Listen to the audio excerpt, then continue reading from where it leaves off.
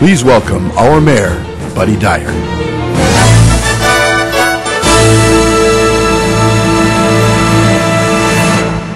Good afternoon. I'm Mayor Buddy Dyer, and I'd like to welcome you to the May 6, 2013 meeting of the Orlando City Council.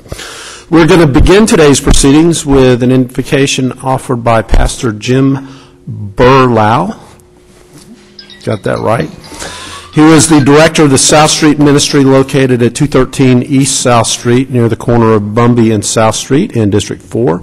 This ministry has been in existence since June of 2011 and is a local outreach ministry of the First United Methodist Church of Winter Park. His vision of the ministry is God's transformation through community partnerships. Currently, South Street has developed an after-school mentoring program called MAP, Mentoring for Academic Progress, monthly family-focused community events, weekly worship experiences, Bible studies, and free exercise classes. The church continues to partner with Commissioner Sheehan on various outreach events in Reeves Terrace. Following the invocation will be led in the pledge today by District 6 Commissioner Sam Ings. If everyone would please join me in standing.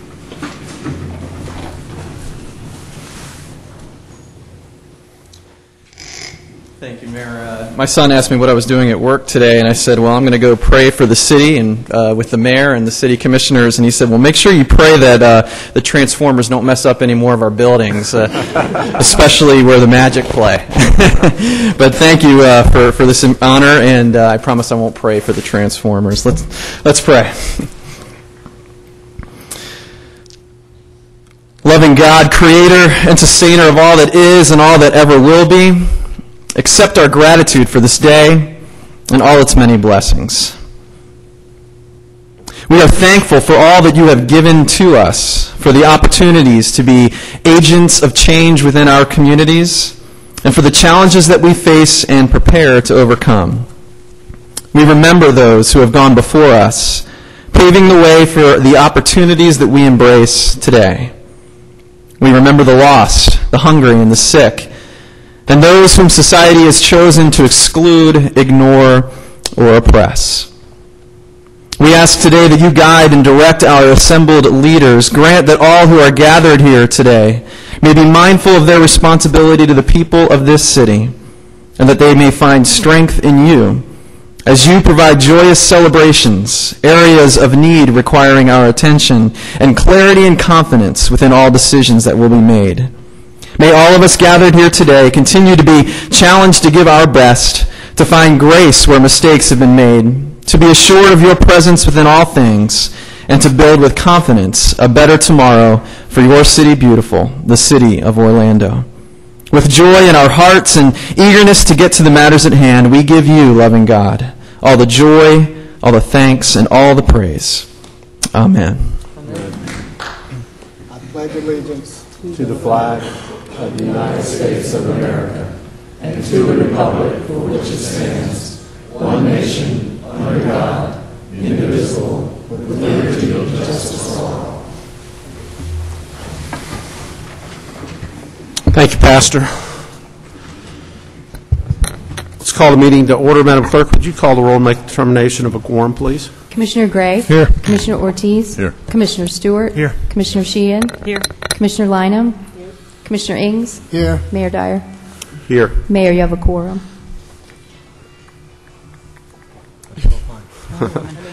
Okay, that nice music reminds me to tell everybody to turn their mobile devices to off or vibrate.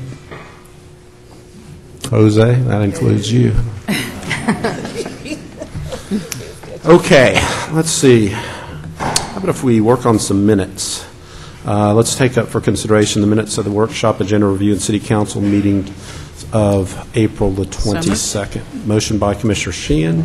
Second. Second by Commissioner Lynham. All in favor of the motion indicate so by saying aye. Aye. Those opposed, so the motion carries. All right, let's move right into awards and presentations, and I am going to call on our Historic Preservation Officer, Richard Forbes, who's going to give a presentation regarding National Historic Preservation Month and show us some images of some great buildings in the city of Orlando. Richard? Thank you, Mayor Dyer, Commissioners. May is National Preservation Month, and the theme this year is See, Save, Celebrate. Throughout our nation, communities are celebrating the significant places that have contributed to our American experience. Orlando is very fortunate to have a great number of treasured historic resources that help tell the story of our people, and its See and Save is exactly what these homeowners that I'm going to show you their houses today have done with the properties, and we are here today to celebrate their accomplishments. Okay, there we go. The annual Historic Preservation Awards program recognizes the place that our historic resources have within our city beautiful and the hard work that goes into rehabilitating and preserving these treasures so that they may be enjoyed today and for many generations to come. The winner of the 2013 Historic Preservation Award for Best Residential Rehabilitation project is 325 Agnes Street in the Lake Cherokee Historic District. The owners, Rusty Hammonds, and the property redeveloper is Keith Ory, and Richard Barrett is the architect. The house is also known as the Hiller House, and it was built in 1927 in the Prairie style. This contributing house had had a little bit of history. Unfortunately, it had been converted from a single-family house into a fourplex in 1959. The house had sat empty and vacant and decaying for quite a number of years, and it was unclear what would happen to this historic resource. Keith Ory purchased the house in 2011 and began the task of rehabilitating it back to a single-family home. The brick porch was a disaster, and the steel lintels supporting the bricks had rusted out and were failing. The bricks were removed, cleaned one by one, taken down, new supports built and installed, and the bricks relaid.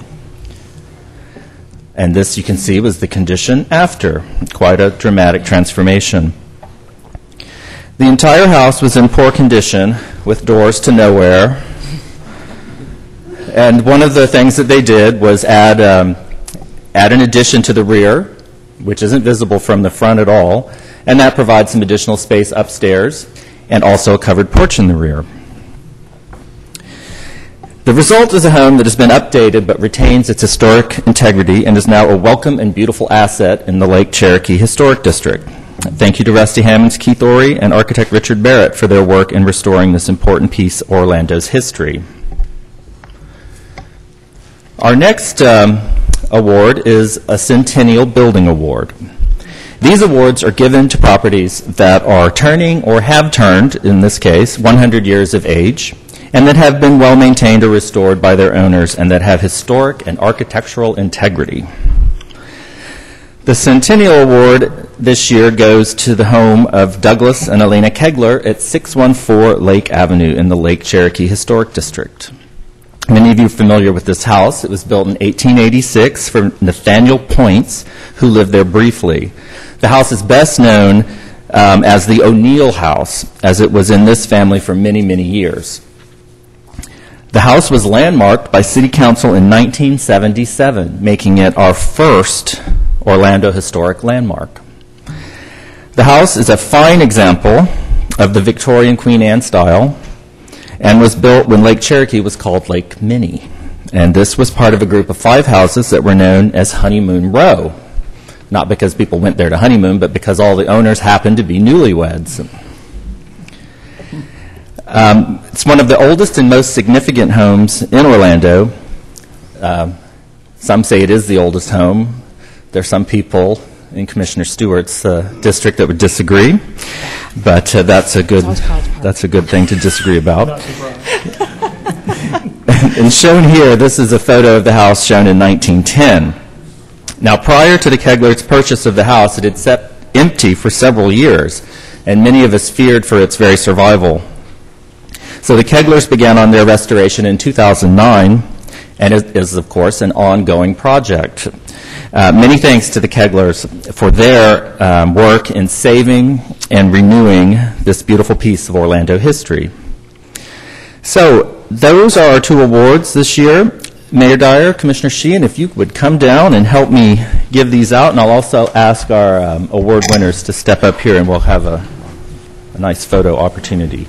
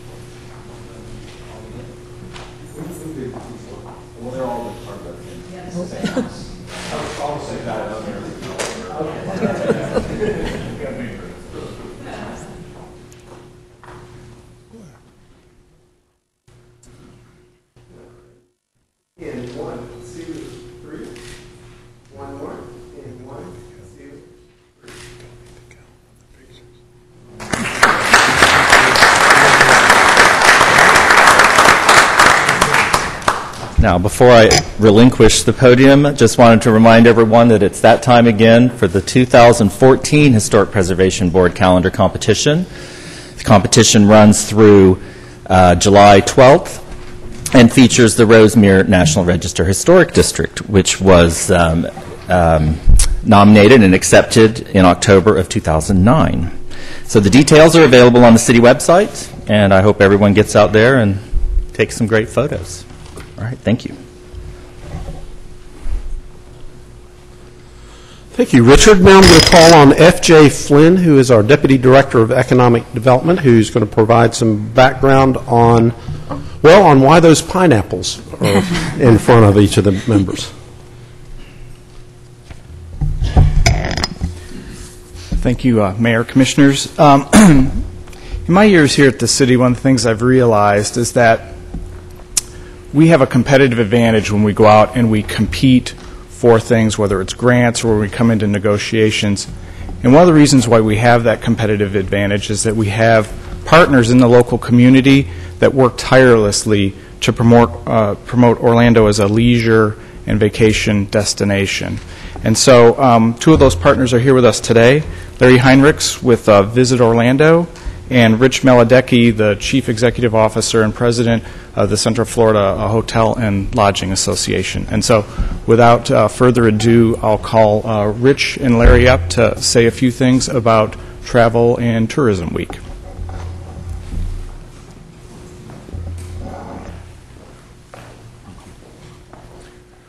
Mr. Dyer. Well, Mr. Mayor, Commissioners, I just want to say thank you for your ongoing support of travel and tourism. Across our country today and this week, we are celebrating National Travel and Tourism Week. And as you know, this has been a Central Florida tradition of delivering pineapples. Pineapple is the international symbol of hospitality, and we thank you for your hospitality to hospitality. Mayor, Commissioners, I think Rich said it all. It's great to be here, and thank you for your support and recognition of our industry. Thanks.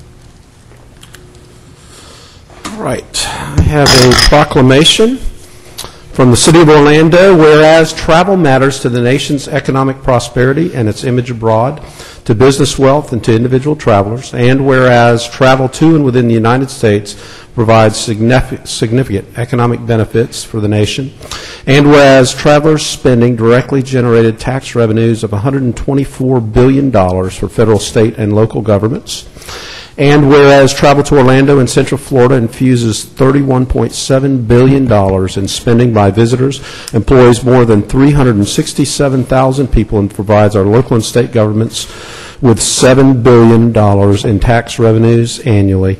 And whereas international travel to the United States is the nation's largest single export industry.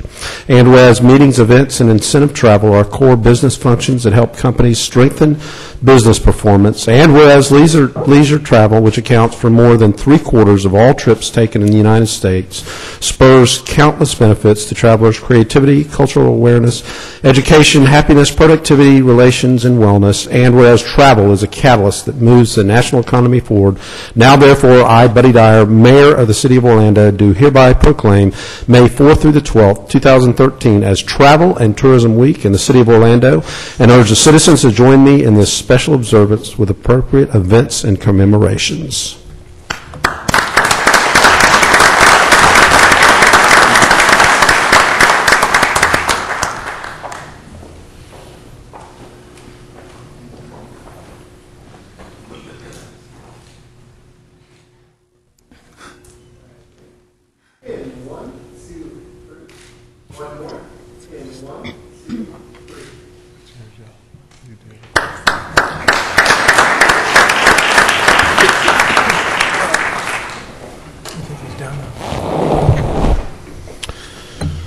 Okay, I'm going to call on Marcia, our Chief Service Officer and Director of the Office of Community Affairs and Human Relations, to acknowledge our National Association of Letter Carriers Stamp Out Hunger National Food Drive Day. Thank you, Mayor Dyer and Commissioners. Good afternoon to you and everyone here today. We are very thrilled again for another year to support the National Letter Carriers in this effort. This is something that everyone in the community can participate in, and we encourage everyone to participate. On May 11th, this coming Saturday, as Mayor Dyer mentioned, our Stamp Out Hunger National Food Drive. We all know that hunger is a real challenge and a need in our community, so we want everyone to participate. So at this time, I'd like to introduce Lynn Pendleton, who is the State Association of Letter Carriers Assistant Secretary, and she will just comment and tell you about how important this is. Lynn? Thank you. Good afternoon. It's an honor for me to be here today to bring focus on this dire need. So Saturday, May 11th, will be our 21st annual Stamp Out Hunger Food Drive. We partner with local food banks. This is a national event, so wherever we collect food, it remains locally. So here in Orlando, we've partnered with Second Harvest, and it is a great organization to work with. So all of the food collected here in Orlando will stay right here in Orlando. You'll be receiving a bag from Publix this week in the mail, which Publix has donated throughout the southern part of the country. Please place your non-perishable food items by the mailbox, and your carrier will pick them up as they deliver their mail on Saturday. So over the 20 years, the National Association of Letter Carriers has collected over 1.2 billion pounds of food. Annually, we collect normally 70 million pounds. The state of Florida is always #1 in the nation, collecting 10 million pounds. This year, we're going to put Orlando on the map. So thank you.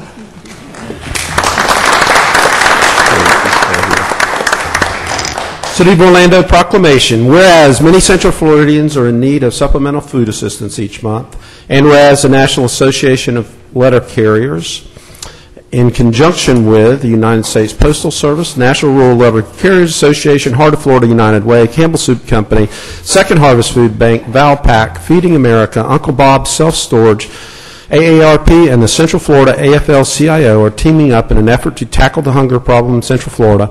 And whereas Publix has donated millions of grocery bags for delivery by letter carriers, and whereas the National Association of Letter Carriers Food Drive effort is a community-based endeavor, and the food collected will remain in the Metro Orlando area, and whereas the City of Orlando is proud to recognize the significant importance of National Food Drive Day in our community and encourages all residents to donate food. Now, therefore, I, Buddy Dyer, Mayor of the City of Orlando, hereby do proclaim Saturday, May 11th, 2013 as National Association of Letter Carriers Food Drive Day in the City of Orlando.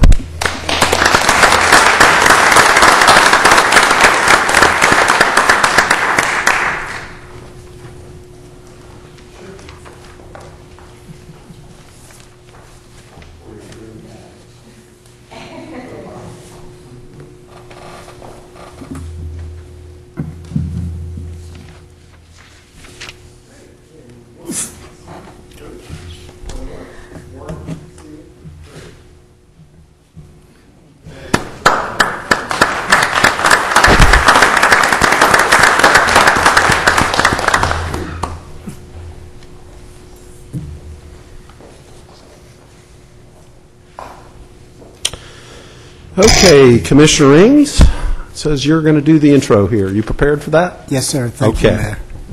Thank you.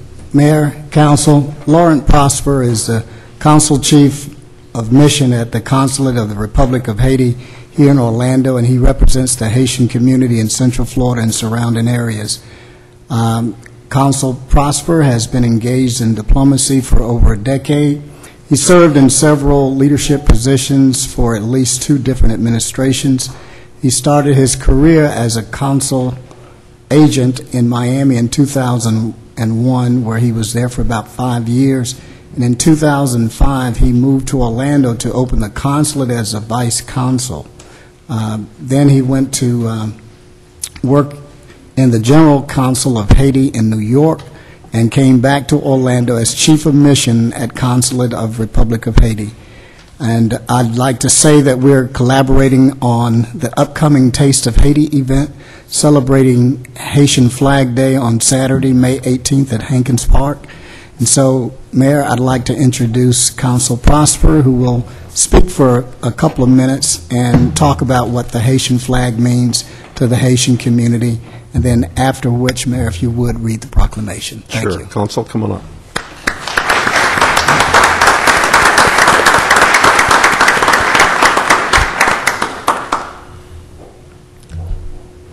Good afternoon, Mr. Mayor. Good afternoon, Commissioners. Commissioner Ings, thank you for your support. And I'm here, first of all, to invite you on May 18 to our celebration at Hankins Park. As you may know, Haiti celebrated on January 1st, 2013, 209 years of independence. And on May 18 this year, we'll be celebrating 210 years of the creation of our first flag. So I encourage everyone to be part of this event. That will give you a taste of our culture, a taste of our food. I will call it a glimpse. And I know that, Mayor, recently you were in Dominican Republic. Yes. So I'm taking this opportunity to invite you to Haiti. And the consuls also. And it will be a pleasure on behalf of the Haitian government for you to be my guests and show you the country and all opportunities that are present. So I thank you again for this opportunity to speak about Flag Day, and I hope to see you on Saturday. Thank you.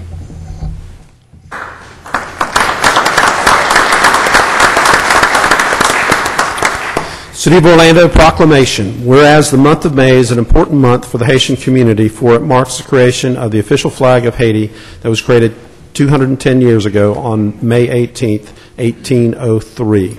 And whereas the creation of the flag became one of the primary symbols of freedom, pride, unity, and individual liberty for all Haitians. And whereas May 18th has been designated as an official holiday in Haiti in observance of Haitian Flag Day. And whereas the residents of the City of Orlando join the Haitian community in celebrating the rich history and culture of the Republic of Haiti, and whereas our vibrant Haitian American community has contributed tremendously to the vitality of the Central Florida region by enriching the lives of the citizens, and whereas on May 18, 2013, Commissioner Samuel B. Ings, Mayor Pro Tem, District 6, and Laurent Prosper, Consul Chief the Mission Consulate of the Republic of Haiti, along with the Haitian American community, will celebrate a Taste of Haiti, celebrating Haitian Flag Day, with the mission of uniting the residents of Central Florida together to promote cultural diversity and to showcase Haitian cuisines and entertainment. Now, therefore, we, Buddy Dyer, Mayor, and Samuel B. Ings, Mayor Pro Tem, Commissioner of District 6, City of Orlando, do hereby proclaim Saturday, May 18, 2013, as Haitian Flag Day in the City of Orlando.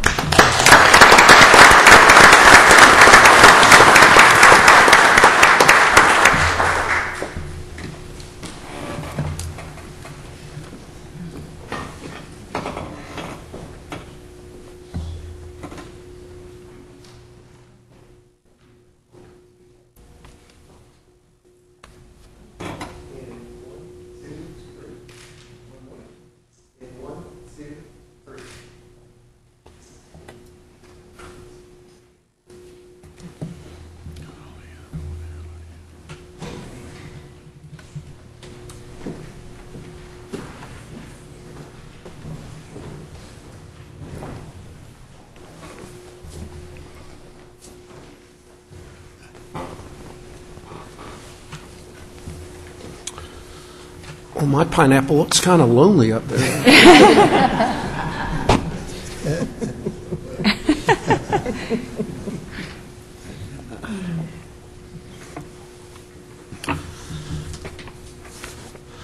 Okay, that brings us to the mayor's update, and I have a Commissioner Ings style update, which means it's somewhat lengthy, but I'll try to get through this fairly quickly. All right, guess who's having a birthday? Commissioner Lynham is turning 39 on Saturday, this coming Saturday. Oh, and you're going to bike 10 miles too, right?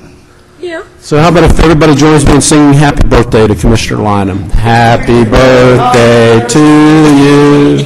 Happy birthday to you. Happy birthday, Commissioner. Happy birthday to you. All right, happy birthday, Commissioner. All right, Commissioners, I've been actually pretty busy with some travel, and last week I spent 4 out of 5 days in Tallahassee and unfortunately could not convince the House of Representatives to pass legislation that would have provided a sales tax rebate related to bringing a Major League Soccer team to Orlando. The bill had the Dolphins, the Jags, and the Daytona 500 also associated with it. And the House of Representatives, although we had close to 90 votes, the Speaker was unwilling to deal with the Dolphins issue, so we went down with the Dolphins collectively. And despite this, I can tell you I had a 3.5-hour ride home with the president of the Orlando City Lions, and they are undeterred, and we are undeterred in our approach to bringing a Major League Soccer team to the city of Orlando. So we are going to reassess how we're going to go about that, and you can be sure that Major League Soccer is in the future of the city of Orlando. As you see some of our delegation, Senator Gardner was an absolute champion on this issue. Senator Simmons was an absolute champion. Senator Soto all helped. We passed the bill out of the Senate 3 different times, and the last time it passed out 40-0. Unfortunately, we put it on the transportation package, so Ananth Prasad is probably not too happy with me right now because it killed the transportation package as well. Representative Nelson carried the legislation in the House, and Representative Stewart whipped up the Democrats like crazy, getting support for it. So all of those members certainly deserve your good accolades. Before that, the week before that, I joined a team from Clean the World for soap distribution, as the consul mentioned, in the Dominican Republic. And if you're not familiar with Clean the World, they're located right here in Paramore. It's a not-for-profit that takes partially used soaps from hotels, and it sterilizes it and it recycles it, and then it distributes the soap to children and families who do not have access to or cannot afford soap. That's some of the pictures from the Dominican. Why do they do that? Because each day more than 9,000 children around the world die from the diseases that could be prevented with the use of a simple bar of soap. During our 4 days there, we distributed 10,000 bars of soap to over 2,000 children who live in 5 different villages across the country, and we didn't just distribute soap. We actually taught them how to wash their hands and how to properly use the soap, and we did it. I didn't realize we were going to be doing this, and I'm not sure if there's pictures of it in here or not, but we did it by using a superhero skit to the tune of La Bamba. So I broke all of my rules, which are no singing, no dancing, no trying to speak a foreign language. They were all broken and apparently recorded. While we were there, we partnered with Children's International, which is an organization that provides social services, not unlike PKZ, but they provide it for children in the DR, things like after-school care. They have a full-time doctor at each of their facilities. They have a full-time dentist at each of their facilities. And the director of Children's International in DR explained that their organization serves the poorest of the poor. And these families have a monthly income, average monthly income, I want you to think about this, of $120, so about $4 a day, and only 20% of those families have piped water, and many of them have to walk as much as 45 minutes a day to bring water back to their homes. Being part of Clean the World's team made me realize how thankful I am that we have a great social entrepreneur, not-for-profit in our community that is making a difference all around the world. So Clean the World has also prevented about 2 million pounds of hotel waste from going into our landfills. So I would encourage you to learn more about Clean the World. There's always volunteer opportunities over there. And one thing that I don't have in my script, but I learned over there, Children's International, you can sponsor children, and it's about $30 a month to sponsor a child. And Central Florida is one of the most populous regions in terms of their sponsors. There's over 1,000 of our residents who sponsor children through Children's International. So I want to thank any and all who have contributed to that organization. Okay, I'd like to, we can end the slideshow. I'd like to recognize one of our dedicated OPD officers, Roland Klee, for his outstanding service in support of crime victims and their family. There he is.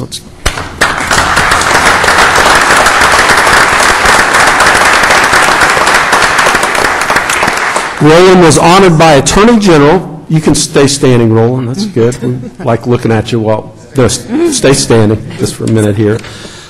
He was honored by Attorney General Pam Bondi during National Crime Victims' Rights Week and received the distinguished David S. Crawford Law Enforcement Officer Victim Services Award.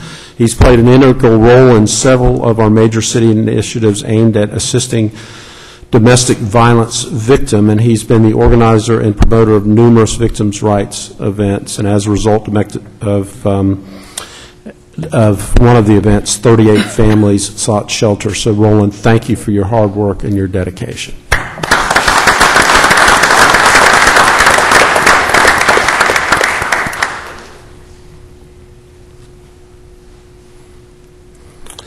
So this week, in addition to the days that we commemorated earlier, is Public Service Recognition Week, where we honor the employees of federal, state, and local governments throughout the United States for their important contributions as public servants. And I can say that I believe the City of Orlando has the best public servants of any local government, not just in Central Florida, not just in Florida, but anywhere in the United States. And I want to thank them for making all of the elected officials look so good by all the great work that they do in our community.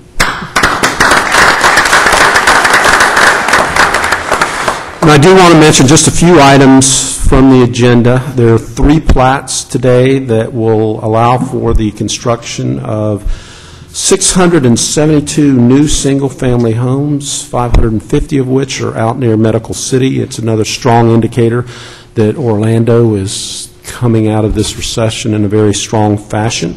We're also approving a replat for infrastructure projects planned at the Creative Village site that will allow for the realignment of Livingston and the recreation of Terry, and sets away the right-of-way for the Paramore BRT that will break ground this summer.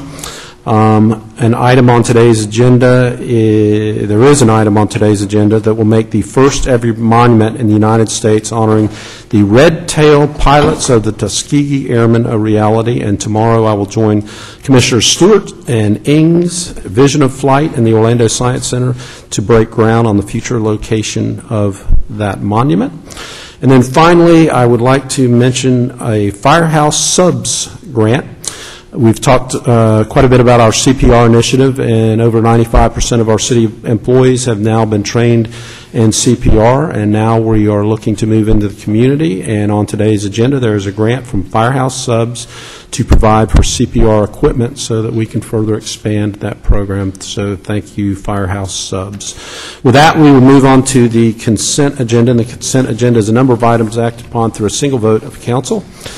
And we give each of our commissioners the opportunity to comment on items on the agenda and update you on items from their district. We rotate the order in which we do that, and today we're going to begin with District 6. Commissioner Ings.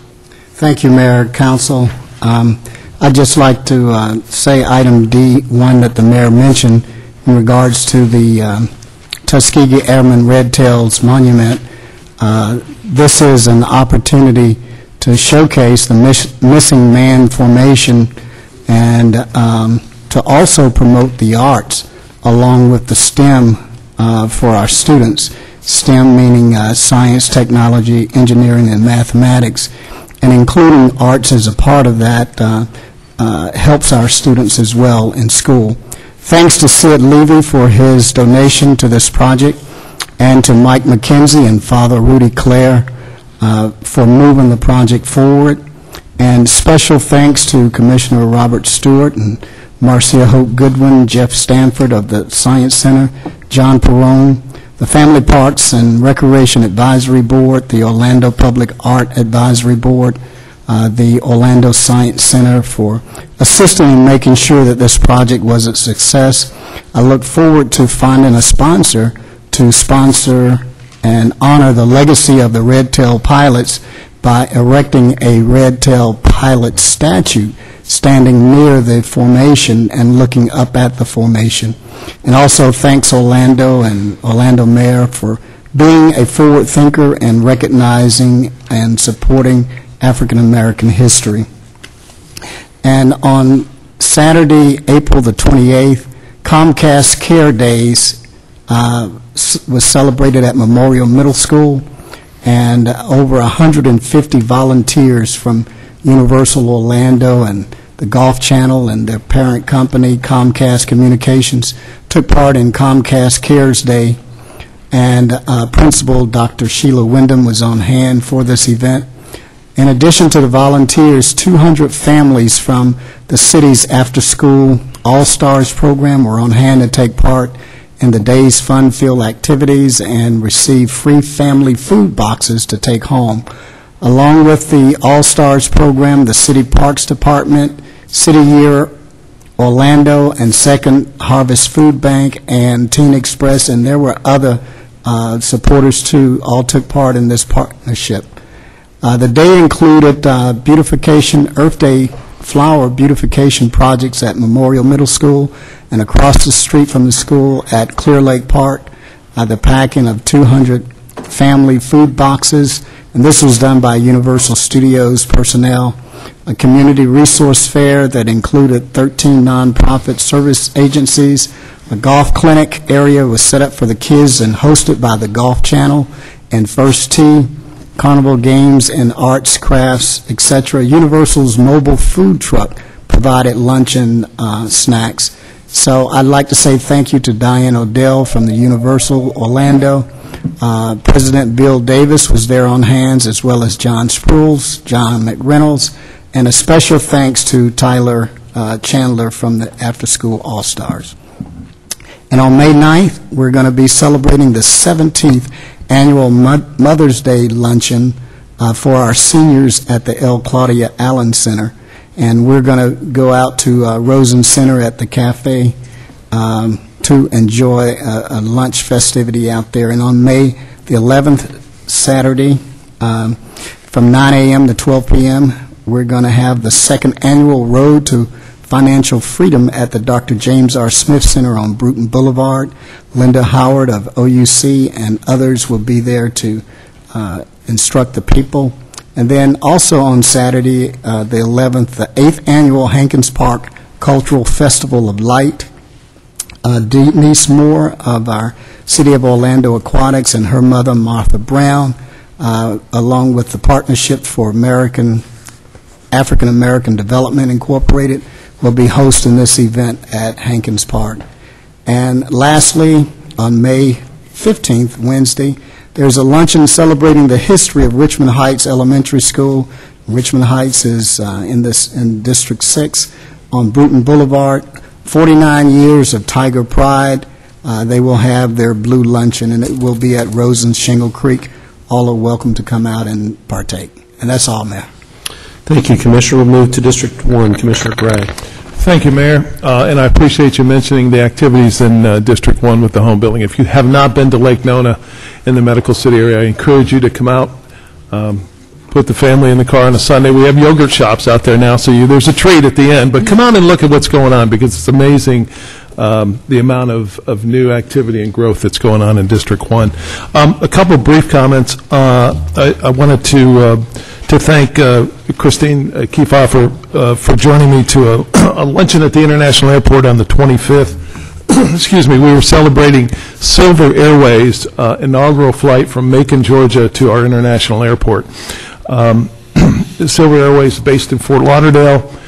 They have a lot of regional trips, and so I bring it up because if a lot of the major carriers don't do this, but Silver Airlines will fly to Gainesville, they go to Pensacola, different parts of southern Georgia, Bahamas, Key West, so it might be a good alternative to look at, Silver Airways. How about Tallahassee? Tallahassee, of course. You were in seat, 2A? On Saturday, the 27th, we did a cleanup in Conway. Commissioner Ortiz was with us. We had probably 50 to 100 people that volunteered on a Saturday morning. We picked up, I couldn't believe it, but Jody Bias led us the charge, but we picked up 800 pounds of trash, planted 13 trees, and we had a great time doing it. So thanks to everybody that came out for that. And finally, this past Thursday, I attended the Law Enforcement Memorial Service at the County Courthouse. It's an annual event.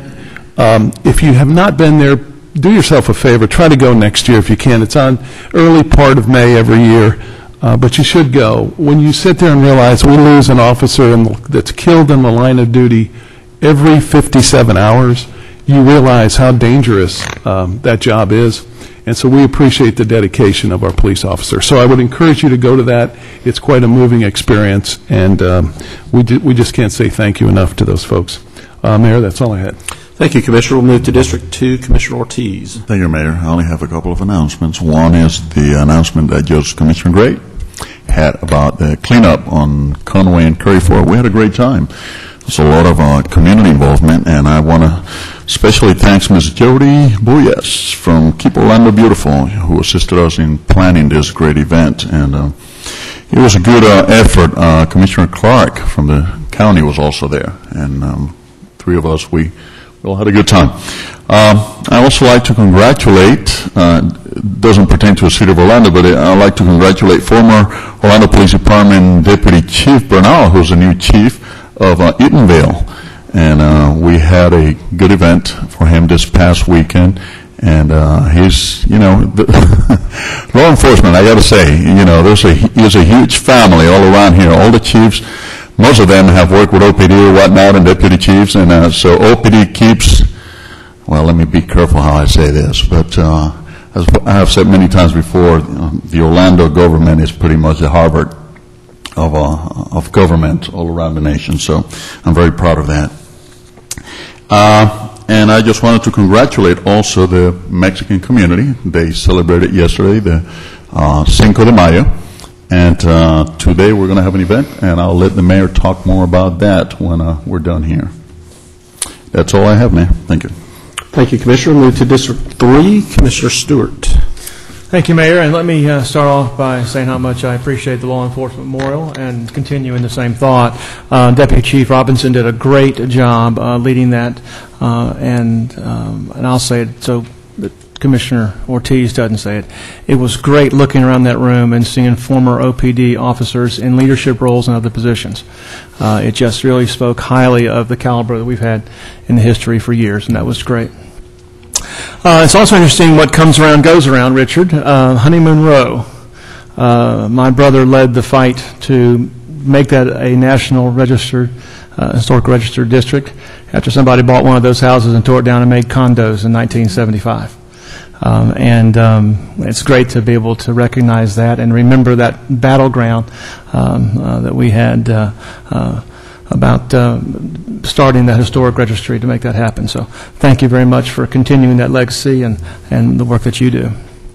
National Letter Carriers Day, thank you for recognizing them. I will tell you on behalf of the Christian Service Center, we get about 8,000 or 9,000 pounds of food every time that happens, and it helps us feed those people in our community. And the Second Harvest has been a great partner with that, so I'm thrilled about that continuing to go forward and our city to recognize that. A couple of things over the last couple of days. Bike to Work Day was last Friday, and while the mayor was working in Tallahassee, I had a chance to represent him and our district as at Dartmouth Park. OPD got the highest number of city participants, had 135 people on what started off as an overcast day, and when we showed up in downtown Orlando, the sun was coming out in over City Hall, so it was a great morning. I had a chance to ride along the same lines a recumbent tricycle called Cat Trike, our newest manufacturer inside the city of Orlando. We had a chance to do the grand opening of their facility last Tuesday, and it was just great to be with them and be part of that group. Riding recumbent was the first time I've actually done that, but it was a great event, and I got a chance to highlight one of our premier local manufacturers. By the way, he told me as he was leaving that he was going back to go and interview 2 more people because they had 2 more people to hire because of the success of the Cat Trike throughout the world. So I'm really thrilled about that. Saturday was the College Park tour of homes. It was a event that has been refurbed and placed around the community. Had a great turnout yesterday. It was an overcast day, but I thought it was a good turnout for the holiday, for the weekend. Let me cover a couple of quick things and then some agenda items. This Saturday evening coming up is the 3rd annual College Park Dancing on the Drive. Donations are $5 to come attend what is the best neighborhood street party in all of Orlando. On Saturday, May 12th, the Manella Museum will have the Manella Museum Family Fun Day. That will start at noon and go until 5. In Audubon Park on May 18th will be the British Invasion Day with live music and information about the British Isles and those types of things. We'll be doing some Beatles stuff. It'll be a lot of fun. And then on the 22nd, on May 15th, we kick off the 22nd annual Orlando International Fringe Festival, Fringe Theater Festival over in Lock Haven Park. A couple of things on the agenda I want to share briefly. B5, the Turner Construction decision. I appreciate the hard work that went into that. I reviewed the documents. And Jay, thank you for your leadership and all of you that are here today. It was that's a difficult decision, and what's great about what's happened in Orlando in the last 5 or 6 years is that there were 4 very good vendors that we had a chance to choose from, and I appreciate the hard work you've done and appreciate where we're going to be going with the MWBE and the blueprint. So thank you very much for your work, and I appreciate that. As Commissioner Ing said, tomorrow we'll be doing a groundbreaking in the Orlando Science Center. Jeff, thank you for being here. And Sid Levy, thank you very much. We're excited about what's going to happen over there with the Red Tails. And I will tell you that Red Tails, I had a chance to talk with Mike last week. Red Tails are genuine American heroes, regardless of color. And we ought to recognize them because of the work that they've done to continue freedom in our world and what they did. And I'm thrilled about being part of that and looking forward to being there with Commissioner Ings and Mayor Dyer tomorrow. And then the last is on D2. I'm going to vote no on D2. I have a lot of concerns over there, but the biggest concern I really have is I want to see a complete strategic plan. I talked with Lisa earlier. And before we start moving prices up, I'm justified with everything they're trying to do, but I'd like to see an overall plan as to where we're going. It's just how, when I'm looking at it from a business perspective, I want to see all that together. I want to see kind of where we're going because I've got to stand in front of a bunch of people and be able to explain that. So while I am in favor of the increase, I'd like to see something more, and so this is a chance for us to kind of accomplish that task. So I'm going to vote no on the increase and look forward to working with a complete strategic plan on the on the tennis center. And that's all that I have. Thank you, Commissioner. We'll move to District 4. Commissioner Sheehan. Well, thank you, Mayor Dyer. I'd like to thank Pastor Berlau for being here today. He does a wonderful job with the kids at Reeves Terrace, and they do bicycle blessings and take care of those bikes that we give them every year. So they just do a wonderful job working with our kids at Reeves Terrace, and he always pitch hits when we need an emergency pastor, so I really appreciate his service. I also appreciate Central Florida Hotel Lodging Association and Visit Florida being here today, and I always want to, underscore their support for the TDT for Venues projects. They tax themselves and share it with our community, and we certainly appreciate that. On the Historic Preservation Awards, again, the Ori family and Kegler family. These are great projects. They add so much to our city, and they accuse us of not having any history in Orlando, but we've got beautiful historic neighborhoods, and that's just a great way to celebrate them. Mayor Dyer, kudos for your leadership on soccer. Orlando and Central Florida contribute significantly to sales tax, and we never get anything back. So I think it's really, important that we try to continue to lobby that. And if anybody wonders why we need a separate soccer stadium, you can't play soccer on turf. You got to have grass, and there's two separate venues. So I don't know why nobody's getting that. But if anybody saw the one Citrus bowl game the one bowl game that we played in the mud when we had grass, that we had to change the turf. And now the turf won't work for soccer, so we need to have two different facilities. So hopefully we can get that going in another way. And I know you put on the transportation bill, and they even managed to veto the transportation bill in Tallahassee. It's amazing what happens up there. But thank you for your leadership on that. And Commissioner Ortiz and Gray, sorry I missed you on the cleanup day, but I had the Vietnamese War Memorial. I haven't figured out how to clone myself yet, so thank you for that. But I was torn between two places: pick up garbage or honor our War Memorial folks. And I was with Commissioner Stewart that day. Not that I wanted to be with him, but. We'll miss you. Absolutely, but thank you for representing on that. And on the agenda today, on item D5, the summer food service program for 15 community centers. This is just great stuff that we do to make sure we feed hungry children throughout the summer. And H1, the bulletproof vest grant. I mean, that's just, the police officers have to wear the vest, and this is a more comfortable vest. I'm glad we're getting that. And item C6 as well, the planning, design, engineering, and construction improvement for Sly Boulevard and Columbia Street for Orlando Health, for the campus downtown Orlando for Sunrail and Amtrak. So that's just a great thing that's happening on the agenda today. And that's all I had, Mayor. Thank you. Thank you, Commissioner. We'll move to District 5, Commissioner Lynham. Thank you, Mayor and Council. Just one announcement. We're talking about Haitians. The Haitian country was very instrumental in helping us win one of the awards, and very few people talk about that. But on to a few public announcements. We were able to turn out a great crowd regarding limo in the BRT last week at Callahan. Lynx Outreach contractor, Veronica Anderson, did a great job in bringing the community out and having them look at the alignment and to talk about what is going to happen with that. And, of course, I'm just finding out today that FJ is something other than transportation. I always thought he was a transportation guy, because I think when we did the workshop regarding BRT, we were able to talk about the new alignment, bringing the BRT beyond Creative Village or Amelia Street on into Paramore.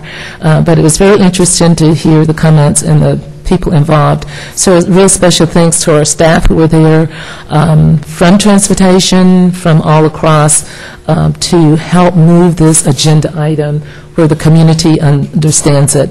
It started there, and we've had these meetings as we normally have periodically to make sure we're on the right track. So thanks to everyone for their great support of the limo BRT under the first Tiger Grant and expanding that from east to west corridor. And then, of course, we've got something going north to south, and we're really thankful for that. I just happen to represent a district that is under employed and under everything, so my focus has got to stay on things that bring great benefit, and it's jobs, it's transportation, housing. So on Saturday we had a great curb appeal. We've been talking about it for a while, and we do lots of cleanups across the city, and especially in District 5 too. I call it the Girl Power with Jan Rahil and Jody Goosey Goose. With Green Up Orlando and all of the things that we do. OPD came out, code enforcement, solid waste, Sonny and his crew. Susan Harris and her crew, when you have a lot of people show up, and then you have over 80 students from POPs and all the residents, old and young, on a day when it was storming.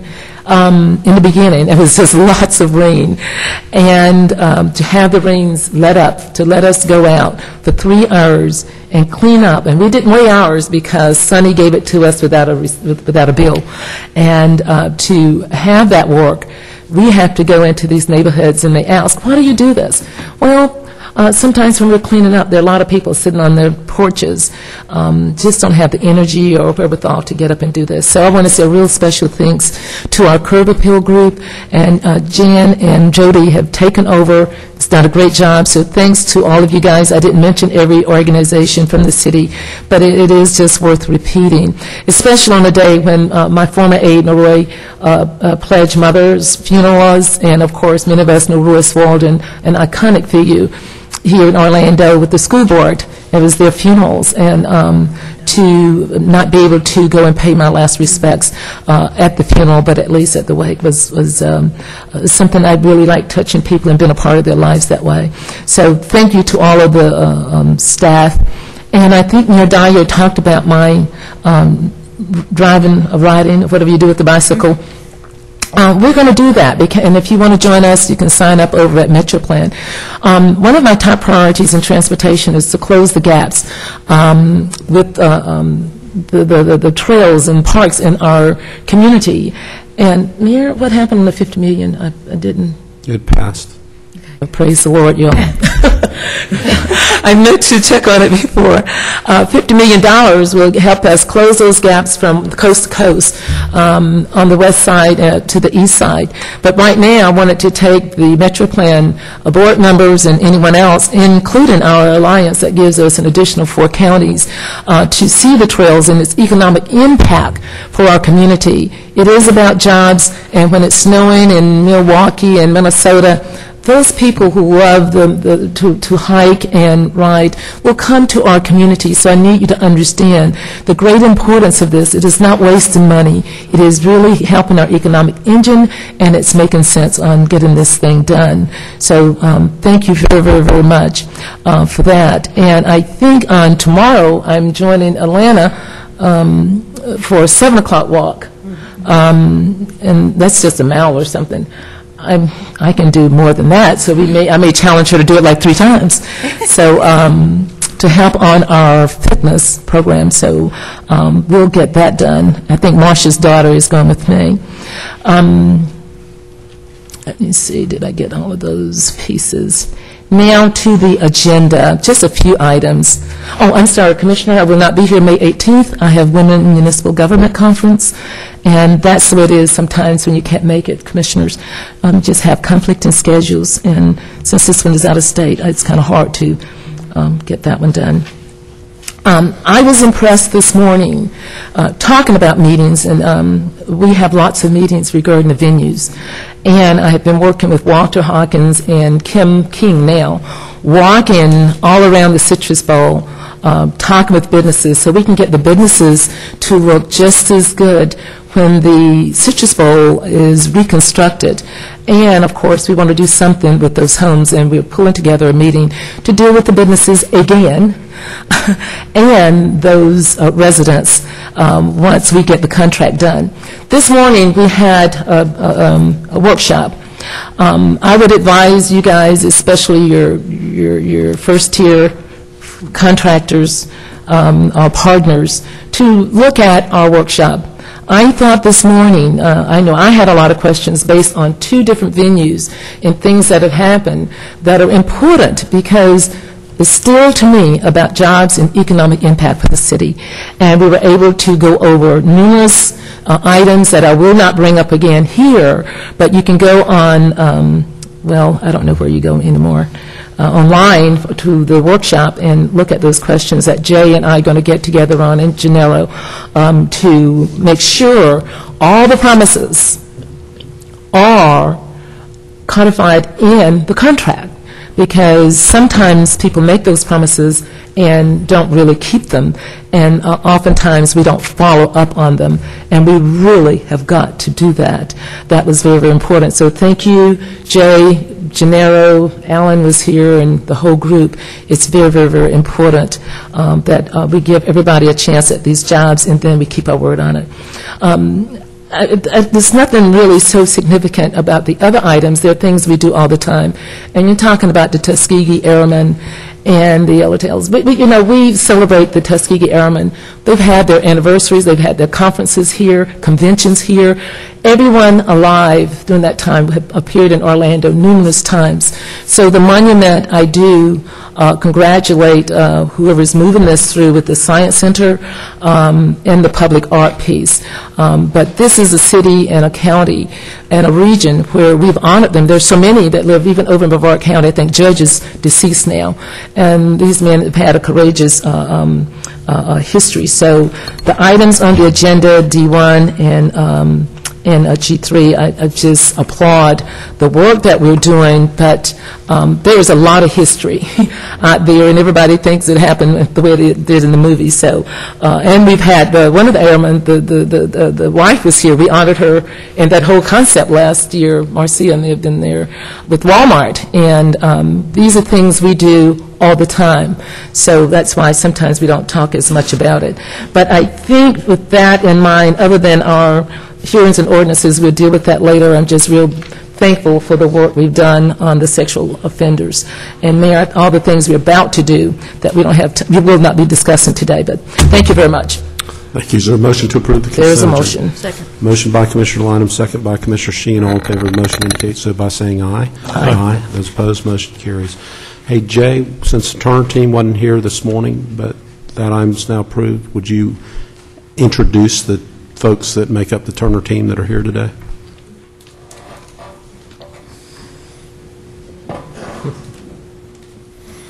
We don't know the Turner team.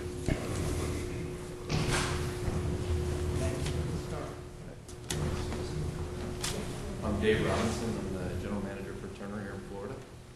Tom Pacci, I'm the project executive. Mark Pottier, manager of business development. Systems consultant.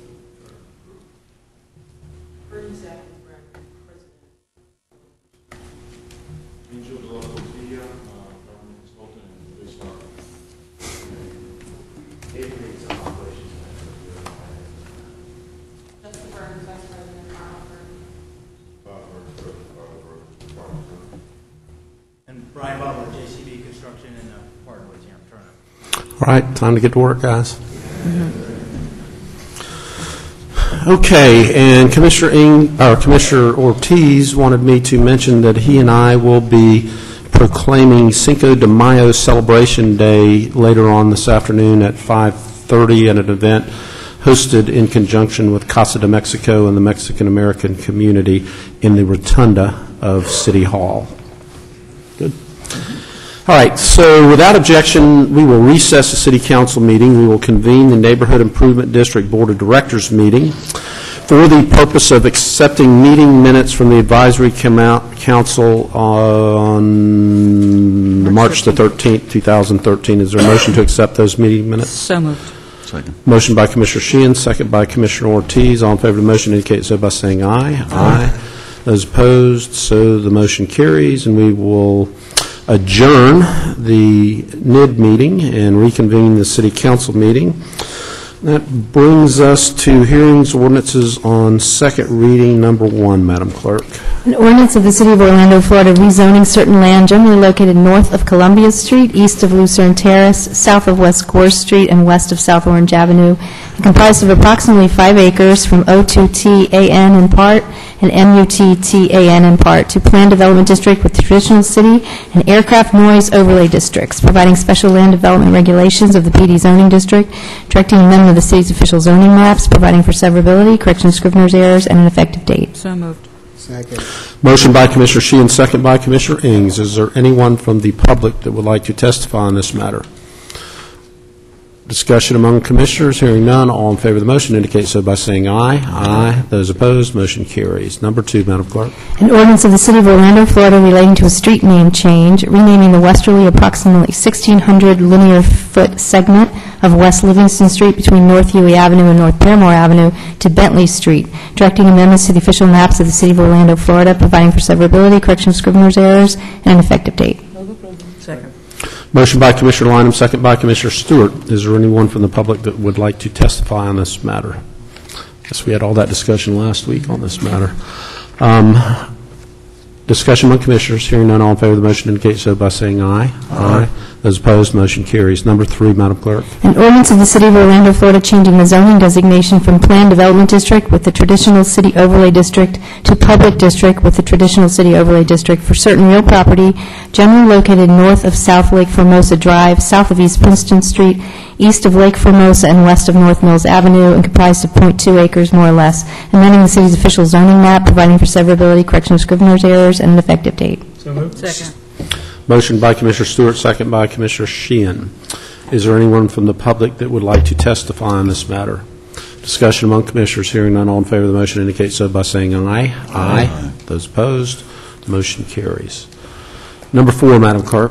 An ordinance of the City of Orlando, Florida, amending Chapter 59, Orlando City Code, concurrency management by amending, deleting, and creating various sections from Section 59.101 procedure through Part 11 definitions by partially replacing transportation concurrency requirements with transportation mitigation strategies, by expanding the transportation concurrency exemption area citywide, by establishing new level of service standards for roadways, by establishing mobility areas within the city, by establishing mandatory and supplemental transportation mitigation strategies for new developments, by establishing a transportation impact fee credit for the cost of mitigation strategies, by revising implementation of public transportation level of service standards, by establishing a credit for proportionate fair share payments, providing for severability, repeal of conflicting ordinances and actions, codification, correction of scrivener's errors, and an effective date. So moved. Second. Motion by Commissioner Ortiz, second by Commissioner Sheehan. Is there anyone from the public who would like to testify on this matter? Discussion among commissioners. Hearing none, all in favor of the motion indicate so by saying aye. Aye. Those opposed, motion carries. Number 5. An ordinance of the City of Orlando, Florida, amending Chapter 56 of the Orlando City Code, Transportation Impact Fee, by amending Section 56.04, amending Section 56.15 to provide a graduated transportation impact fee exemption for transit-oriented developments, providing severability, actions, codifications, correction of scrivener's errors, and an effective date. So moved.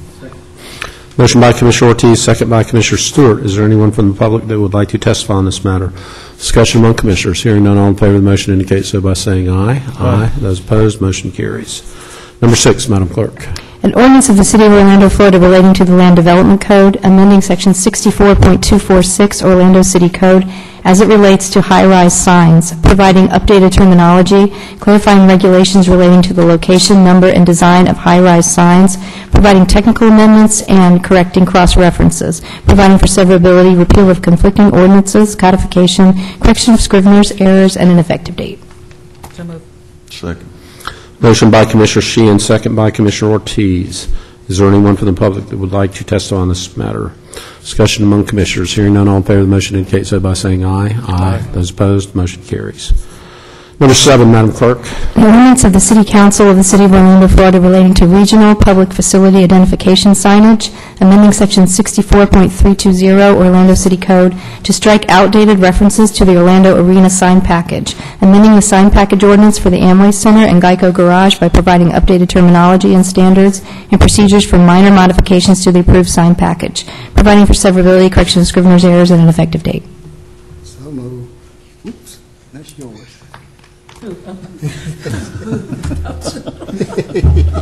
I second it.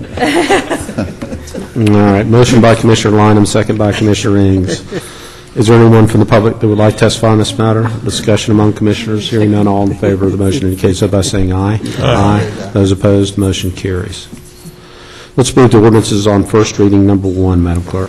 An ordinance of the City Council of the City of Orlando, Florida, annexing to the corporate limits of the City of Orlando, Florida, certain real property generally located north of Boggy Creek Road, south of Clapson's Duda Road, and west of Narcoossee Road, and comprised of 2.5 acres more or less, amending the city's adopted growth management plan to designate the property as Neighborhood Activity Center on the city's official future land use map, and designating the property as Neighborhood Activity Center with Aircraft Noise Overlay District on the city's official zoning map, providing for severability, correction of scrivener's errors, and an effective date. Move to approve. Second. Motion by Commissioner Gray, second by Commissioner Ortiz. Is there anyone from the public who would like to testify on this matter? Discussion among commissioners. Hearing none, all in favor of the motion indicate so by saying aye. Aye. Those opposed, so the motion carries. Number 2, Madam Clerk. Ordinance of the City Council of the City of Orlando, Florida, relating to sex offenders, creating Section 43.94 Orlando City Code, prohibiting persons convicted of certain sex offenses from residing within 1,500 feet of schools, daycare facilities, playgrounds, and parks, providing definitions and exceptions, providing for severability, correction of scrivener's errors, and an effective date. So moved. Second. Motion by Commissioner Ings, second by Commissioner Ortiz. I'd like to have Kyle Shepard, who is right there at the podium, ready to go. Ready to go. Bright and able to explain this ordinance. Kyle? Sure. Yes, sir, Mayor Dyer. Good afternoon, City Commissioners. Kyle Shepard, Assistant City Attorney. Before you today for your consideration on first reading is proposed ordinance 2013-26. This ordinance in sum would further restrict where certain convicted sex offenders can live within the City of Orlando. Now, I've had the opportunity to sit down and go through the ordinance in detail with each of you, but for purposes of the folks at home and folks that might be here today, let me give you a little bit of background. Since 2004, there has been a Florida statute that restricts where sex offenders can live once they leave prison. And that restriction says that certain convicted sex offenders cannot live within 1,000 feet of parks, playgrounds, schools, and daycares. Since the adoption of that state statute, a number of local governments have adopted an ordinance to expand that setback from 1,000 feet to something greater than 1,000 feet. Some have done 1,500 feet, some have done 2,000 feet. This ordinance proposes to expand that state setback from 1,000 feet to 1,500 feet, okay, from just those four land uses. Now, I said that this applies to certain sex offenders. Like the state statute, this ordinance largely mimics the state statute. It applies to sex offenders who have been convicted in the state of Florida for offenses that occurred on or after October 1st, 2004, and for convicted sex offenders that were convicted of an offense outside the state of Florida, it applies, like the state statute, to those who have been convicted on or after May 26, 2010. Okay. It also applies to sex offenders who have been convicted of one of 5 offenses. The offenses are listed in the staff report to you, but they include things like sexual battery, lewd and lascivious battery, molestation, lewd and lascivious behavior, and so on. It also only applies to convicted sex offenders whose victims at the time of the offense were less than 16 years of age. Okay, so if the victim was 16 or 17, the state residency restriction does not apply. Likewise, the residency restriction of this ordinance would not apply either. Staff went through a series of maps and looked at what the current restriction of 1,000 feet looks like on the City of Orlando, and we went through an exercise of looking at how an additional setback of 500 feet, 1,000 feet, or 2,000 feet would apply to the City of Orlando. And one of the things that we had to do was we had to be careful to not make the setback so burdensome that we effectively banish this class of individuals from the City of Orlando. The Florida Constitution and the U.S. Constitution have both been interpreted to say that cities cannot completely banish individuals, even convicted sex offenders, from one's jurisdiction. So we had to balance a few things. One, we had to balance the legitimate constitutional rights of ex-offenders with what we thought was the important public safety mission of trying to protect the children that live here in the City of Orlando as much as possible. Another concern that we had is that we don't make the buffer or the setback so expansive that we had the unintended consequence of sex offenders that did live inside the city of Orlando being concentrated in just a few places. And so when we balanced those different needs, we came to the conclusion that the appropriate balance is 1,500 feet. Okay? If you have any questions, I'm here to answer them, but that is the synopsis of the ordinance before you today. Questions of Kyle, Commissioner Lynham. Yes, Cal, I know we talked about it, and we looked at a lot of state statutes. Are we moving to that length because it really hasn't been challenged? You know, the Commissioner, actually the state statute has been challenged, and other municipal ordinances and county ordinances have been challenged, and they've all been upheld. So we feel very confident that as long as we find that appropriate balance, and we think that this ordinance provides that this ordinance would be upheld if it were ever to be challenged. One of the municipalities right up the road was challenged. We challenged it one. Those guys or persons or individuals, once we pass this ordinance, will be grandfathered in, but should they move, they can't come back. That's exactly right. Under the state statute, the Florida Constitution has been interpreted to say that we can't make an individual move once they're already there. But if they leave, they can't come back. So you're grandfathered in if you're already residing there. But if you're not residing there as of the effective date of this ordinance, then you could not move within 1,500 feet of one of these land uses. Are we going to manage that with parole and probation people? Because people are coming and going because of these landlords who are buying up foreclosed houses or depressed areas and really socking it to the neighbors? Well, the way we're going to manage this is we have a dedicated detective at the Orlando Police Department whose full-time job it is to track sex offenders who live in the city of Orlando. That detective, along with the Orange County Sheriff's Department, keeps a database of all sex offenders within Orange County. Sex offenders and sexual predators have an obligation under Florida law to register their address. And so one of the things we do at the Orlando Police Department is to ensure that when folks come in to register their address, they are living somewhere that they're allowed to be. So we have a process in place, and we feel capable of managing and enforcing this ordinance. Right, because some of the landowners are unscrupulous. I'm very thankful that other districts joined in this request to get something done because the population is across the city and across the county. So I'm very, very thankful that we're going to move forward on this, and I'm looking forward to some more interesting things to happen. Thank you. Thank you, Commissioner. Commissioner Stewart and then Commissioner Ortiz. Kyle, two questions. The first is registration isn't a permanent locale. I think I live at a place permanently. I think the state law requires that I have to be there for 3 to 5 days during the course of a year. I have to list that as one of my locations. I think that's, if I'm not mistaken. I'm not certain off the top of my head. I can find out that information for you, Commissioner, but I'm not certain exactly at what point an offender has to register. My understanding is anywhere they reside, and keep in mind that offenders can have more than one residence. Exactly.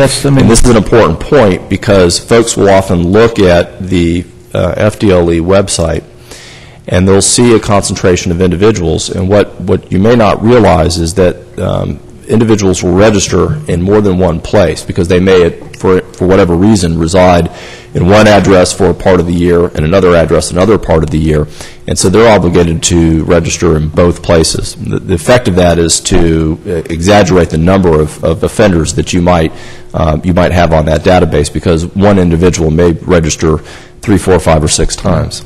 And it seems to me that the state criteria is if you're in a location at least 3 days out of the month, you have to register for that location. That's what I think, if I remember correctly. It could be 5 days, but it is a portion of a month as an average, and not just if they have a permanent residency in place A and they move to a different one in place B, the first place goes away. But because you can have multiple locations during the course of a month, that's when you have the multiple locations. Right.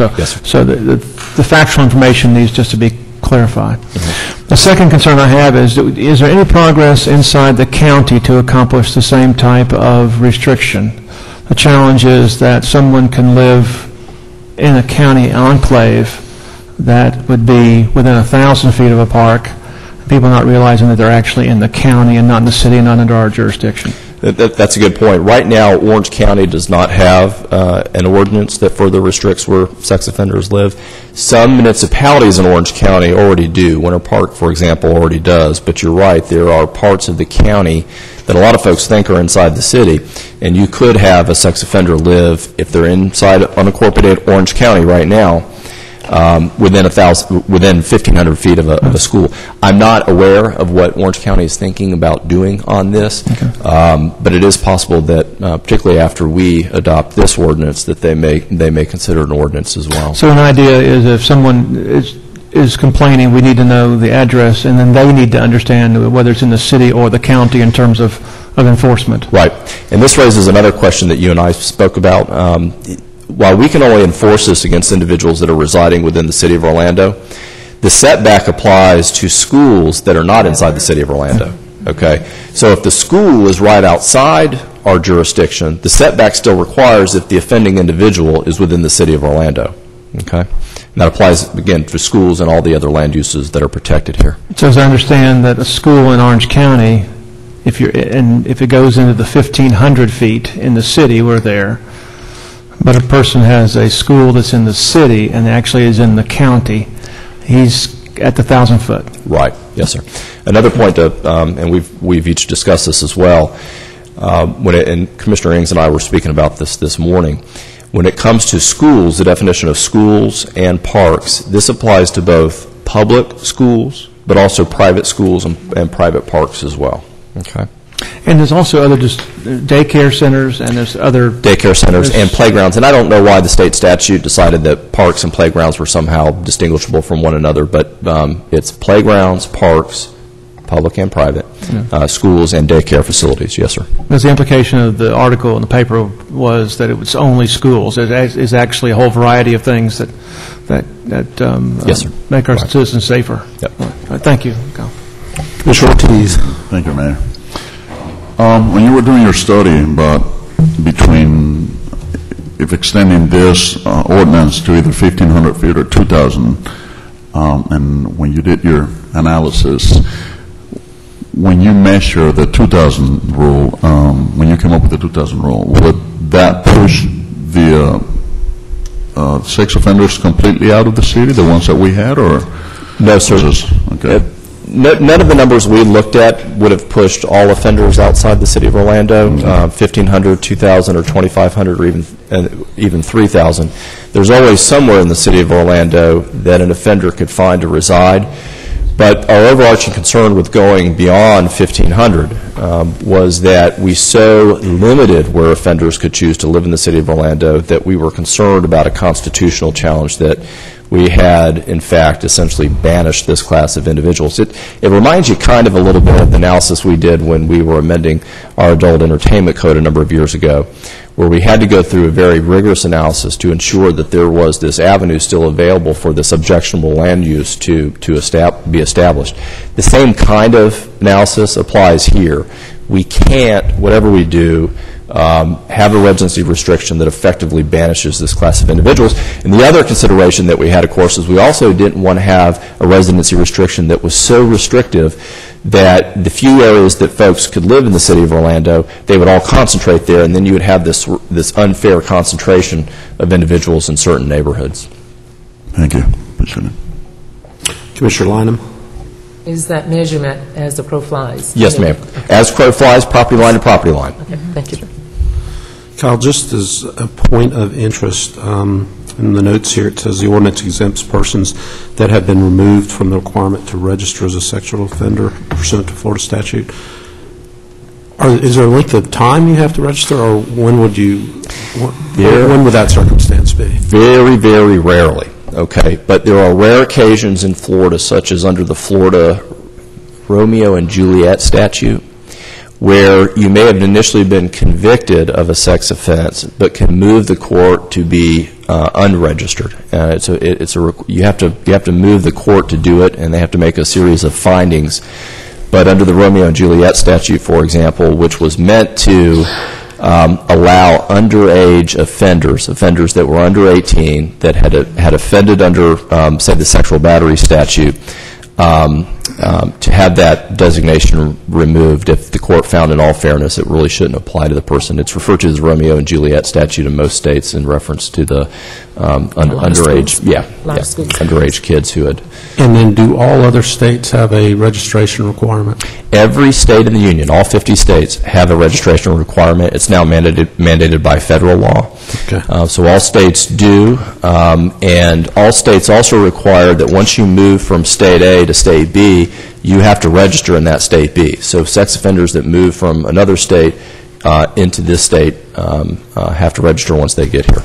Okay. I have a couple of appearance requests, so we'll before I take public testimony, Commissioner Stewart has one more question. The other question is that there is a time frame that people who are convicted prior to the Justice Lunsford Act may not be required to actually register. I think there's a time frame, in which case everything after that, and it's generally it's a 25-year time period, but that was 12 or 13 years ago, and so at 25 years from now it won't matter because everybody will be there. But right now there are some people who may have been convicted prior to that may not have to register. Yes, sir, that's true. There is a class of individuals out there that offended so long ago that they are not covered by the registration requirements.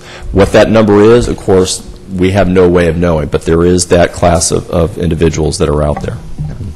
Commissioner Ortiz. Just one more. Now, you have two classifications. You have the sexual predators and you have the sex offenders, and we need to be clear about that, too.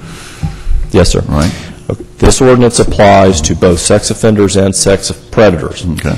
When we use the term sex offender, both sex offenders and sex predators are within that classification of sex offender, but this applies to both of them. Okay. Thank you. Okay, we do have a couple of requests for appearance. Daniel Watuki and then Phil Cowart. So if you would state your name and address, and you'll have 5 minutes. Yes, sir. I'm Daniel Whittaky. I live at 538 North Summerlin Avenue. Good afternoon, Mayor and Commissioners. After listening to all of this and reading about it in the paper and watching the articles on the news, I became concerned that maybe it's a knee-jerk reaction because I listen to NPR religiously, and there's been a number of stories on there about the 1,000-foot rule.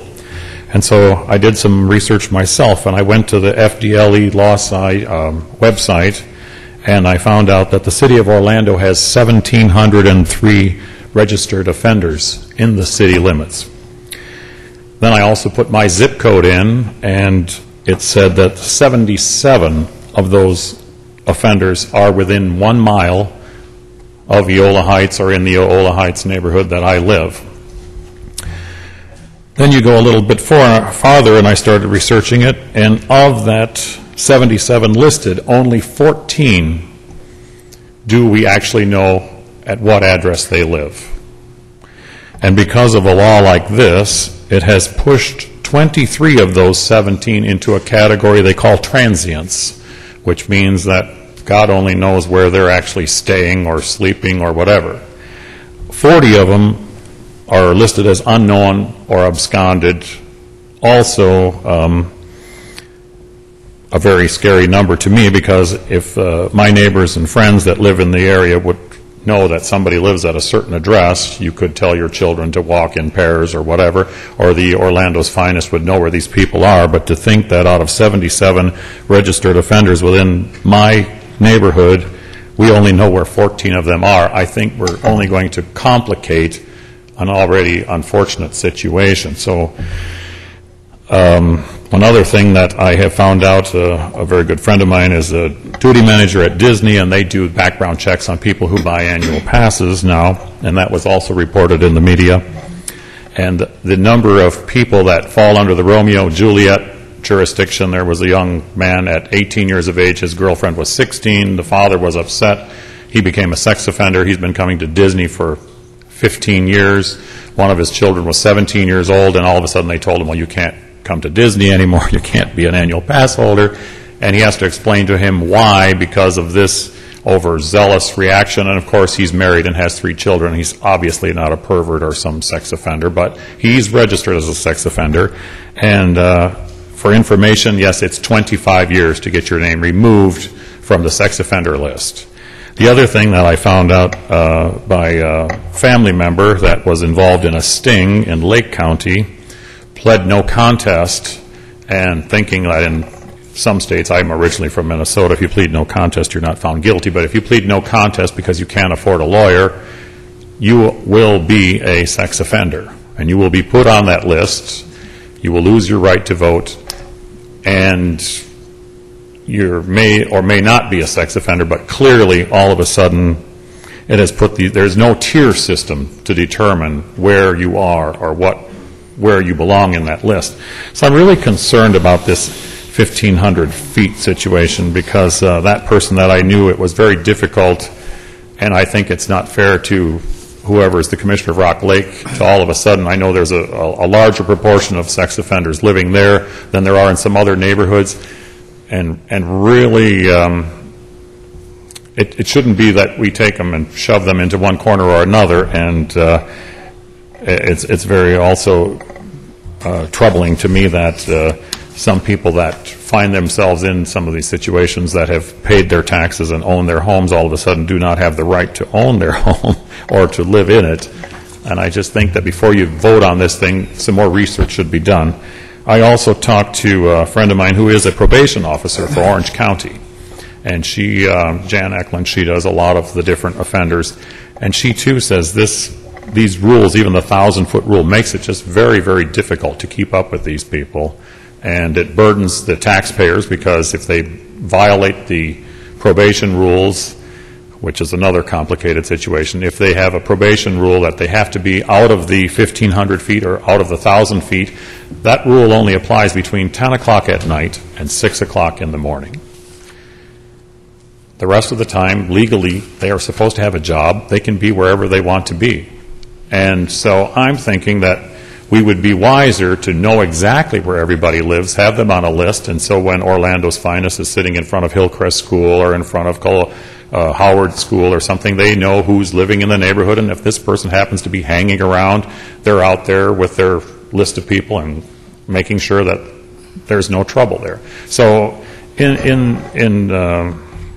that's just my thoughts at this point, and you know, I know it sounds really good when you first listen to it, and you think, oh yes, let's just, if we get them out of the city and make them somebody else's problem, you know, some of the other things that for exhibition or some of these crimes, you would be surprised. There was I don't know how much time I have left, but I can give you a couple 14 seconds. Okay, well, I'll stop, but if you'd have any questions, I have numerous situations or examples of people that are on this list that really shouldn't be there, but because they couldn't afford a lawyer or who were represented by public defenders were talked into taking a plea and now are victims of having to be on this registry, which is, I think, unfair. Okay. So thank you very much. That's good. And then Phil Coward.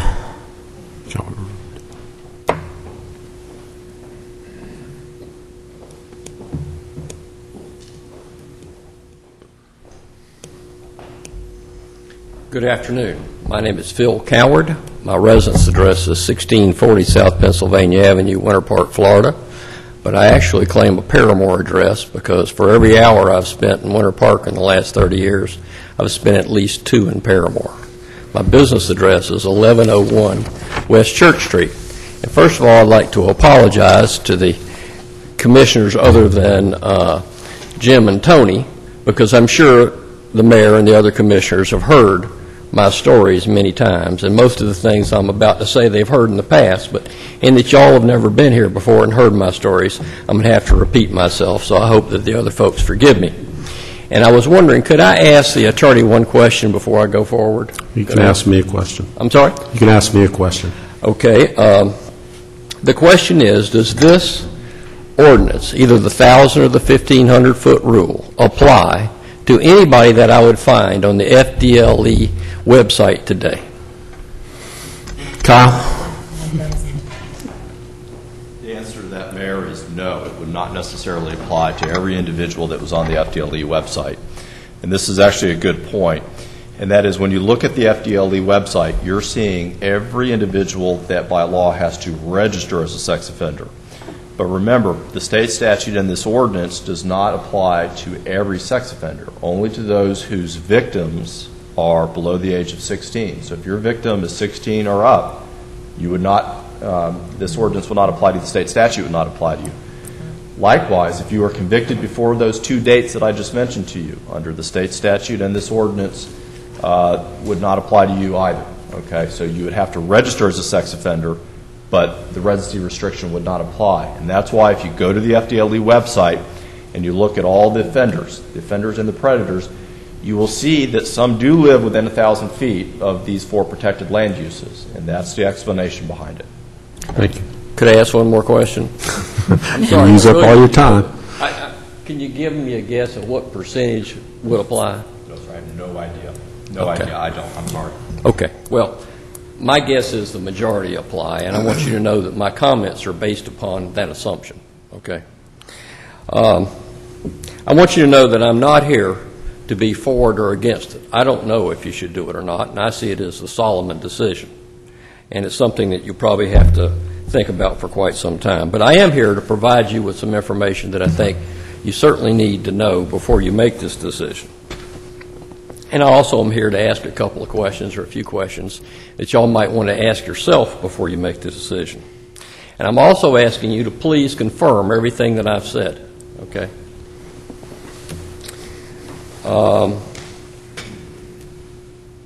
I wonder who has caused this ordinance to be requested. Is there someone in particular? Is there some site in the city of Orlando that needs the additional 500 feet? And I went to the ordinance, and I printed it off your website today, and I was struck by 2 of the famous whereas clauses, and I assume these are really the basis of the problem. Whereas the City of Orlando Council is deeply concerned about the numerous occurrences within Florida and across the nation when convicted sexual offenders have been released from custody and then repeat the unlawful acts for which they had originally been convicted. And the second one that caught my eye, and whereas compared to non-sex offenders released from state prison, released sex offenders were 4 times more likely to be rearrested for the same sex crime.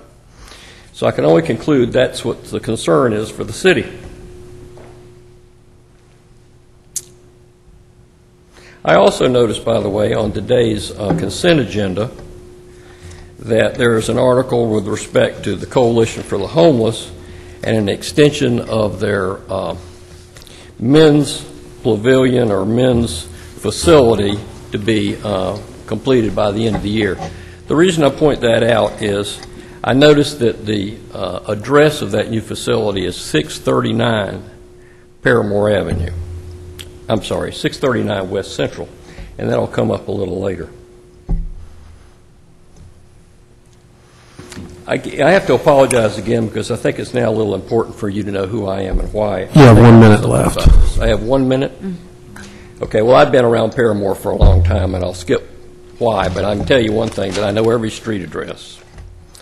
Okay, several years ago, when this list first appeared, I found that there were a great number of predators or offenders in Paramore, and I notified the city, and we found there were 2 or 3 landlords that had some sort of arrangement with the probation folks, and they were parking these people in Paramore. When some help with the city and the codes department and the police department, we were able to get rid of them.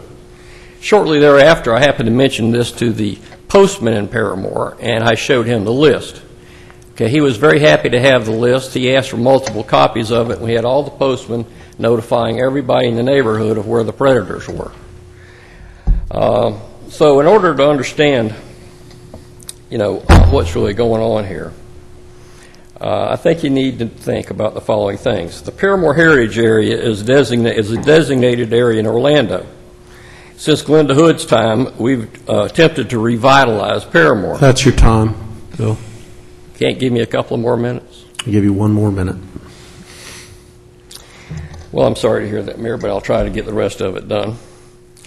No, I won't try to get the rest of it done. I'll come back next week. Thank you very much for your time. Thanks. Okay, further questions for Kyle? Everybody good? Discussion among commissioners. Hearing none, all in favor of the motion indicate so by saying aye. Aye. Those opposed, motion carries. All right, that brings us to the last ordinance on first read, number 3, Madam Clerk. An ordinance amending Part 4, Chapter 67 of the Code of the City of Orlando entitled Affordable Housing Advisory Committee to change certain provisions regarding committee membership and procedures and the powers and duties of the committee in accordance with the State Housing Initiatives Partnership Act, providing for severability and an effective date. So moved. Second.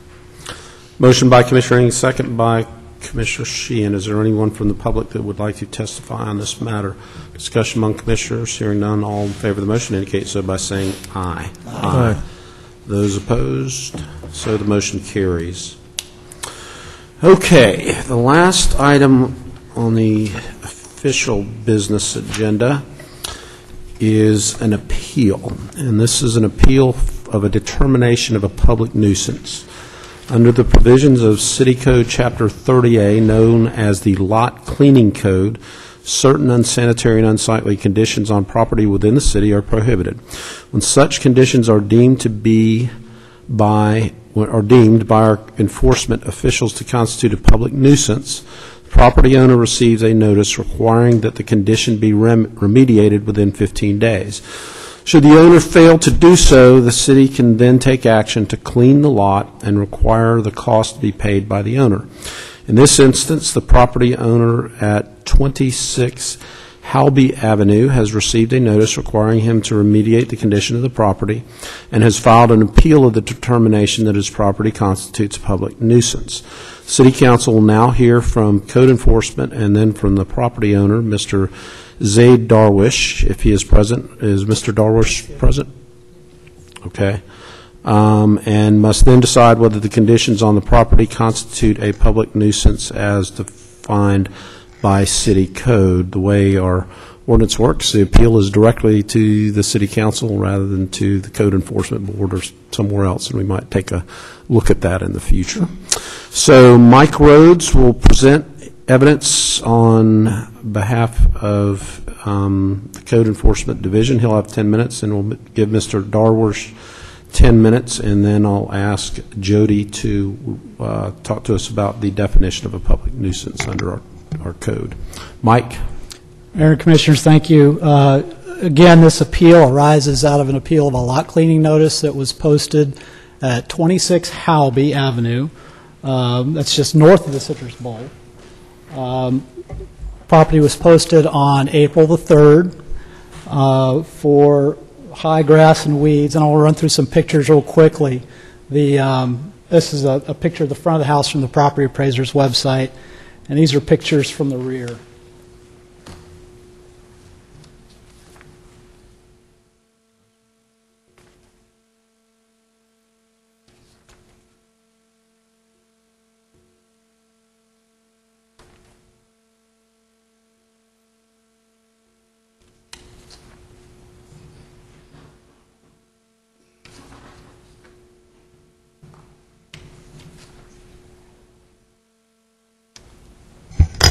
Mr. Darwish was sent notice on April the 2nd. I apologize. As the mayor noted, property owner has 15 days in which to clean the property or to appeal, and the appeals to City Council. And just for the sake of history, the appeals to the City Council, because of the time the ordinance was adopted back in I think in the 80s or so.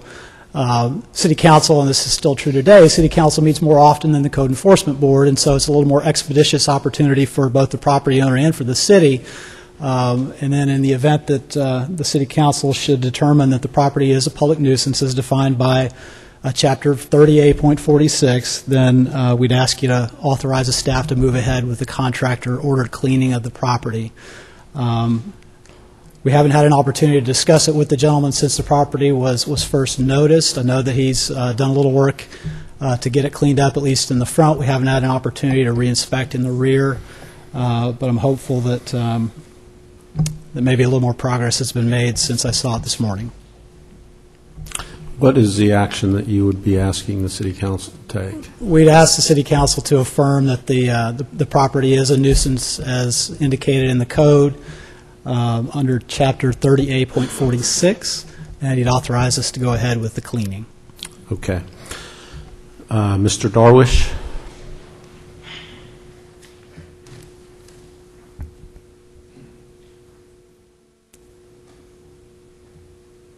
Yes, my name is Zay Darwish. I'm the owner of the property, and I don't think it's a public nuisance because I cleaned the front yard, and it looks very well, quite frankly. There is a problem in the backyard, and I am a senior citizen, and I've been having poor health, and all I'm asking is a little more time. I need more time, and because I'm acting alone and on the limited budget and so forth. So I think I need a few more months to clean this up, because it's not only a matter of clearing weeds, it's also a matter of arranging more storage for things that I have exposed. So that's going to take me a little more time. My health is improving. I'm able to do this. I'm asking for a little more time. Commissioner Lynham, it's in your district. Do you have a question or a comment? It's in my district and near my house. And I was just on Halby on Saturday. Most mornings when I walk, I do Wilby or Halby, and there's been a lot of issues on those streets. But I talked to Mr. Rose just after workshop or just before council, and I probably call him on more of these complaints than anybody in District 5, because I see them, because I'm walking and I can see it close. It is a public nuisance, and I'm going to tell you why. Because you're creating something for your neighbors.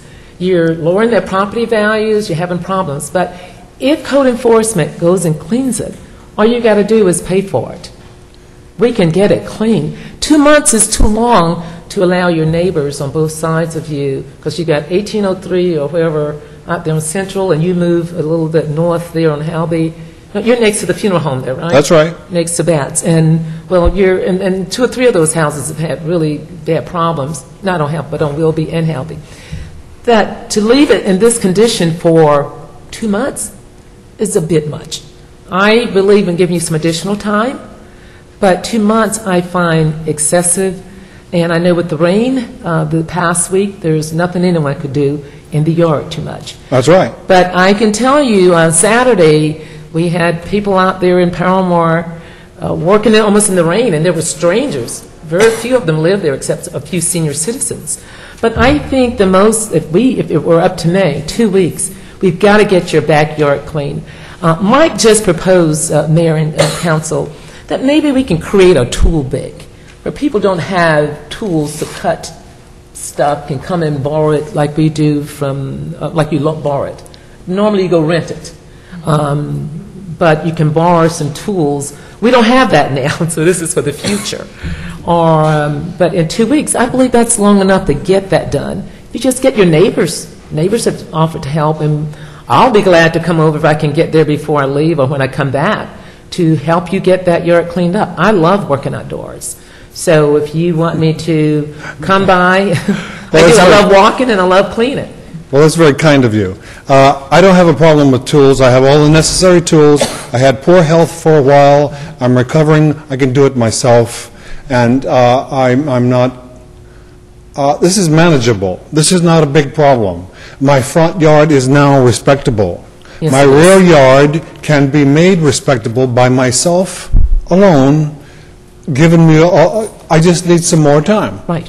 I'm just saying 2 months is just... All right, not 2 months. 2 weeks. Well, I think 2 weeks is too little. It's going to force its undue pressure, in my opinion.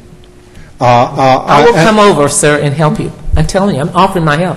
I appreciate your help, but I don't think I just need time, not help. Commissioner Lynham, why don't we compromise? Today is the 6th of May. Why don't we give them to May 30th?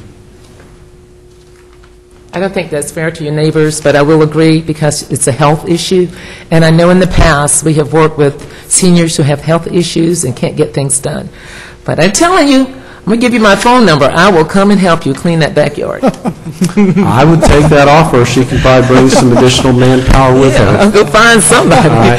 So Commissioner Lynham has moved that we find that the condition of the property does constitute a public nuisance and that we will extend the time before we will go in and cut it with a contractor to May the 30th. I'll second that. Motion and a second. Jody, does that work? In the 5 days. Yes, sir, I believe that Mike Rhodes actually displayed the code provision. He did during on his the... presentation, so the commission's aware of the criteria balance. Okay. Discussion among commissioners, hearing none, all in favor of the motion indicate so by saying aye. Aye. Those opposed, motion carries. All right, so you have till May the 30th to clean it up. Are you accepting my help? Not. You're welcome.